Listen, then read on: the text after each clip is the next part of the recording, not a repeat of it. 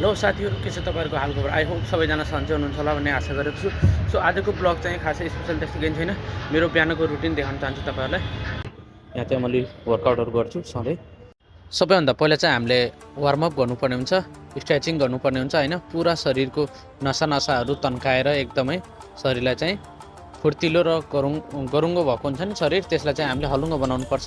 एकदमै शरीरलाई चाहिँ गरम बनाउनुपर्छ, किनकि यति बेला चाहिँ हाम्रो शरीर एकदमै ठन्डा हुन्छ, बिहानको समय हुन्छ, चिसो हुन्छ शरीर, जाँगर लागेको हुँदैन, अल्छी लागेको हुन्छ होइन। सो त्यही भएर चाहिँ हामीले हाम्रो शरीरलाई चाहिँ एकदमै गरम गर्नुपर्छ र नसाहरूलाई चाहिँ हातखुट्टालाई चाहिँ धेरैभन्दा धेरै तन्काउनुपर्छ। ल, सधैँको जस्तै मेरो रुटिनमा चाहिँ आज फेरि मैले पुसअप देखाउने भएँ तपाईँहरूलाई।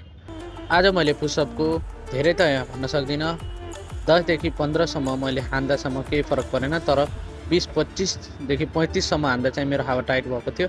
सो त्यही पनि मैले डेली रुटिनमा एड गरेको भएर चाहिँ मैले 35 चाहिँ मैले पुसअप डेली लगाएकै हुनुपर्छ। आज चाहिँ सकाउने शरीर मैले कति पुसअप लगाएँ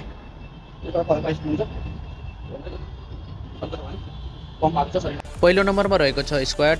यसको पनि हामीले 100सम्म गर्नुपर्ने हुन्छ होइन। त्यसपछि चाहिँ हामीले चाहिँ सपाटे गर्नुपर्ने हुन्छ, जसमा चाहिँ हामीले 20सम्म लगाउन सकिन्छ। जति सक्दा पनि हुन्छ, त्यही पनि 20सम्म लगाउनु पर्ने हुन्छ, जसको हेर्न सक्नुहुन्छ। हामीले सपाटे लगाइसकेपछि त्यसपछि हामीले चाहिँ डायमन्ड पुसअप, यसलाई पनि हामीले सकेसम्म 20 देखि 25सम्म लगाउनु पर्ने हुन्छ, त्यसपछि खतम।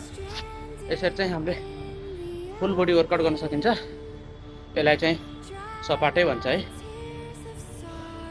इन्डियन भाषामा, देशी वर्कआउट जसले फुल बडी वर्कआउट गर्नलाई मद्दत गर्छ।